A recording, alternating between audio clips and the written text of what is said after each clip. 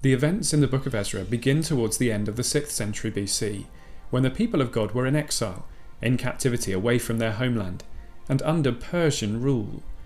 But to really understand the historical context, it helps to get a bit of background. We need to rewind about 1,000 years to the first time they were all in captivity, in the time of Moses. Moses was the leader of God's people, Israel, a mighty nation of 12 tribes descended from Abraham. But they were stuck in captivity in Egypt. Indeed, they'd been stuck there for quite a while, long enough to grow a lockdown beard.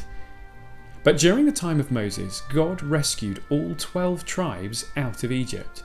They plundered the Egyptians and travelled through the wilderness into the promised land of Canaan. It was an event known as the Exodus. So there they were, in the promised land, a nation in relationship with God, submitting to his rule over them. They even had a temple in Jerusalem at which they could worship God, built by the great king Solomon. The big thing they needed to do was to remain faithful to him. But staying faithful was pretty hard, because all the surrounding nations were worshipping other gods. So one of the ways they were to stay faithful was to avoid marrying those who didn't belong to God's people. God warned them that marrying them would turn them away from following him. But they disobeyed. Worse than that, even great King Solomon, the one who built God's temple in Jerusalem, even he disobeyed.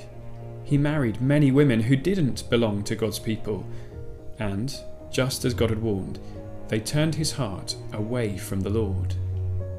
As a consequence of his faithlessness, the nation was split into two, and it was a pretty bitter divorce. The southern half, 2 tribes, was known as Judah. They kept hold of the capital city, Jerusalem, with its temple and altar. The northern half, 10 tribes, kept hold of the name Israel, but they had to choose a new capital city, Samaria, and without the temple, they built new altars to new gods. So it was that this northern kingdom rejected God's rule over them.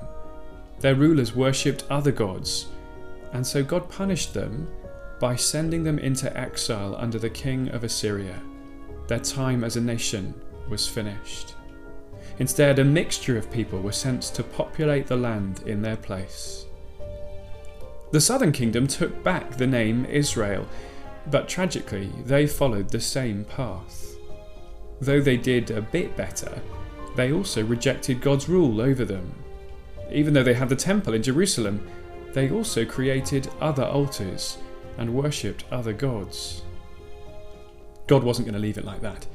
He sent prophets to them to warn them about what would happen. If Judah kept rejecting him, he would punish them too, this time by sending the Babylonians. They would destroy Jerusalem and carry them off into exile. But God also made them an amazing promise. Even while all this was going on, he still had plans for his people. After 70 years, he would overthrow Babylon and bring them back to Jerusalem. Indeed, he promised even bigger things, that he would establish a new relationship with them, where they wouldn't turn away from him, that he would make them holy and beautiful, the envy of the nations, not just drifting back from exile, but a brand new start to their relationship, like the Exodus, only far, far better. Well, the rulers of Judah kept rejecting God, and so he punished them by the hand of Babylon and carried them off into exile. There they languished in captivity for years and years, plenty of time to grow a lockdown beard, until, many decades later, Babylon was overtaken, just as God had promised. The Persian king, a certain King Cyrus, was on the throne, and it's with him that our account begins.